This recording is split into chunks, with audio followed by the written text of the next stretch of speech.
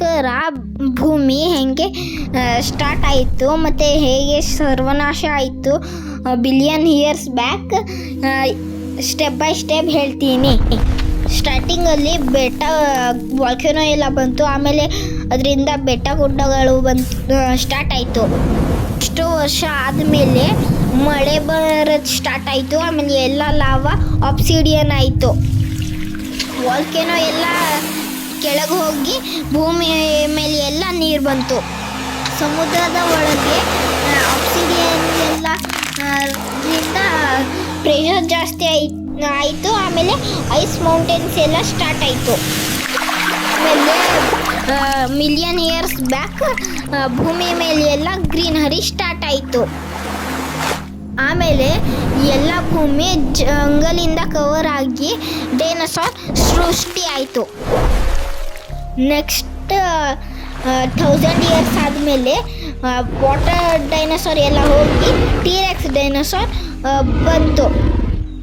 Next billion years ಆದಮೇಲೆ ಒಂದು ಮೀಟಿಯಾರ್ ಬಂದು ಭೂಮಿನ ಇಂಬ್ಯಾಲೆನ್ಸ್ ಮಾಡಿ ಸರ್ವನಾಶ ವರ್ಷದ ನಂತರ ಭೂಮಿಗೆ ಮಳೆ ಬಂತು.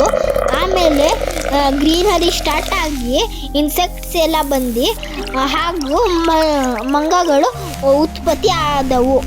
ನೆಕ್ಸ್ಟ್ 1000 ಇಯರ್ಸ್ ಆದಮೇಲೆ ಮಂಗಗಳು ಹೋಗಿ ಆದಿಮಾನವ ಆದ. ಹಲವು ವರ್ಷ ಆದಮೇಲೆ ಆದಿಮಾನವ ಹೋಗಿ ಮನುಷ್ಯ ಆದ. ಆಮೇಲೆ ಮನೆ ಮಂದಿರ ಕಟ್ಟಿ ರಾಜ ಮನೆತನ ಶುರುವಾಯಿತು. ನೆಕ್ಸ್ಟ್ ಫ್ಯಾಕ್ಟ್ರಿಗಳಾಗಿ ಎನ್ವಿರಾನ್ಮೆಂಟ್ ಪೊಲ್ಯೂಷನ್ ಸ್ಟಾರ್ಟ್ ಆಯಿತು. ಆಮೇಲೆ ಡೆವಲಪ್ಮೆಂಟ್ ಸಿಟಿ ಮಾಡಿ ಅದನ್ನೇ ಮಾಡರ್ನ್ ಸಿಟಿ ಮಾಡಿದ್ರು. ಈಗ ಡಿಜಿಟಲ್ ಸಿಟಿ ಬಂದು ನಾವು ಇವಾಗ 6G ಸ್ಪೀಡಲ್ಲಿ ಇದ್ದೀವಿ.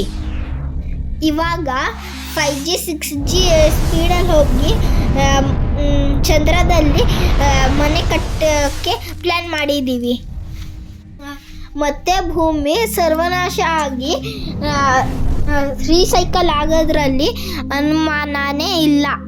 Thank you. ಈ ವಿಡಿಯೋ ಇಷ್ಟ ಆದರೆ ಶೇರ್ ಮಾಡಿ, ಲೈಕ್ ಮಾಡಿ.